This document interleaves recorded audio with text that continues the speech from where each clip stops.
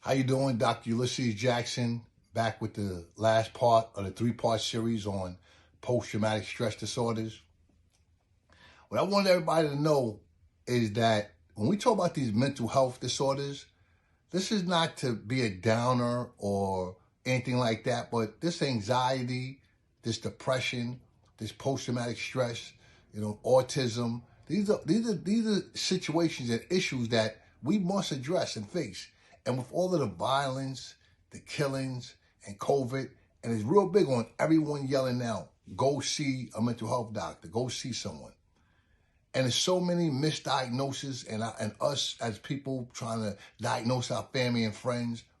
And what startles me sometimes is that I can go past a mechanic shop and see a young man changing the brakes on a car. I do not run home and say, guess what? I know how to bleed brakes and change the brakes. I don't do that. It's unfair to me and the danger of someone else that could be in my car and the brakes don't work. Same thing with a dentist's office. One of my loved ones could be in a dentist's office, getting their teeth cleaned or fixed. I don't come home and say, I'm a dentist. But it's so common for us to look at someone and say, you look like you got post-traumatic stress. Oh, that must be anxiety. You're anxious. And I think it's just so unfair to us and the other person. But if by chance you do that, go to a reliable source, such as the Diagnostic Statistical Manual, where this is where they're going to give you the criteria and the features of every disorder: autism, anxiety, depression. They're going to give us that information. So at least you have a gauge to say this looks like that, And today we're going to finish up this post-traumatic stress, and we're going to talk about once it's identified that you may have these features and that you may have post-traumatic stress, what do we have? What kind of help and assistance do we have? The interventions, prevention, and the therapy. First, there's two ways you could go about it once diagnosed with post-traumatic stress. You can go with individual therapy, medication, or group therapy. The purpose of the group therapy is that you'll be with some cohorts or some individuals that experience the same thing that you do, like with anxiety, with agoraphobia,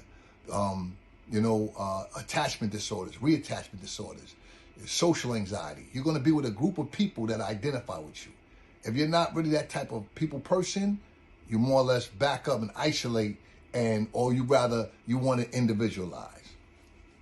So I'm not big on medication, but sometimes when an MD recommends it, I don't fight that because I'm a PhD in clinical research. I'm not an MD. So when a medical doctor, prescribes you a medication, go on his clinical advice, because that's what he's a doctor and specializes in that. And I specialize in the research. I'm the guy that once he gives you the opiates, I say, how do you feel now that you're taking the opiates? Have you had any adverse reaction to that? And then the substance abuse set in. I'm that guy. See, the prescribing doctor give it to you. 9 times out of 10, he's not going to sit there with you and go through this. So again, we've been diagnosed with post-traumatic stress. Are we going to take a medication regimen, or are we going to go with cognitive therapy, EDMR, or DBT therapy to address these recurring, intrusive thoughts? This is the thing that we're going to have to figure out.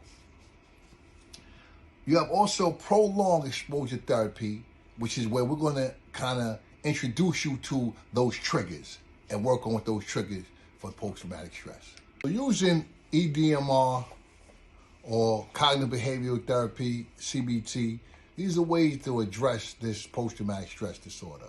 Again, as I keep telling you, and I can't reiterate it enough, using this book right here, this is just a guide to what the diagnoses are and what they aren't. So what this really does, it gives you criteria that, like said, if you have A, B, and C, it could be this. So as our friends, see us and go, oh, you look like you're anxious, or you might have post-traumatic stress. Go to the book. But by no means, I want to be clear, by no means is this discussion allow you to say, well, I know how to diagnose it. It's just giving you a roadmap of what to look for. I'll give you examples. It's like me going down a block and I see my neighborhood mechanic changing brakes. And I sit and I talk to him while he's changing the brakes. When I come home, does that mean I know how to change brakes? No, I watched him, and he did. He changed brakes. If I go to my dentist's office with one of my children, and I watch the dentist clean teeth, can I come home and then say, hey, I'm a dentist? This is one of the issues we're having. People are Googling mental health disorders. They're going to their friends and they're becoming counselors. This is terribly, terribly wrong. I stay in my lane. When I had a issue sometime with my boiler back in the days, I didn't go bleed the boiler. I went to a professional and had him come do it.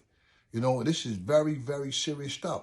And I want to get into the differentials in the next couple of segments or sessions, because a differential is you giving someone a diagnosis of something that mimics it, like an anxiety disorder, whether it's agoraphobia, whether it's social anxiety, or whether it's generalized anxiety. We could say, hey, it's that. But there are different features for each one of those, So again, we discussed, please do not take your time to take anything that I'm saying or anything you hear on the internet and self-diagnose yourself, your friend, your children, or loved ones. And remember that there are options when it comes down to cognitive behavioral therapy or medication. Whatever you're more comfortable with, go that route. If you want group therapy, because you and a group of people suffer from the same post-traumatic stress disorder, then I suggest you tell your therapist or your doctor you're interested in sharing a group of men and women that experience the same experiences that you've had, the same type of trauma. Again, the Diagnostic Statistical Manual, it's a guideline, it's a step to show you how to identify disorders and negative behaviors or maladaptive behaviors. And again, therapy, we have to look at it where no one likes to jump up for joy. Hey, I'm going to therapy. I want to see no, these are issues that, you're experiencing that you want to go and discuss. When I have to call, again, I use these plumbers and dentists because these are professionals that I deal with on a regular basis. And I don't want to, with joy, call my plumber. For what? That means I have a problem. Who with joy runs and says, I want to see my mental health doctor? Nobody does that. That's why, in my view, it was dormant for so long. And people were living with trauma. People were living with pain. And they didn't know how to get it. Now, it's like a fad. But a lot of us aren't skilled in that. Again, I told you, I have personalities that got thousands and millions of listeners that are just giving diagnosis. Go to a professional, get it done, and post-traumatic stress, you can live with it.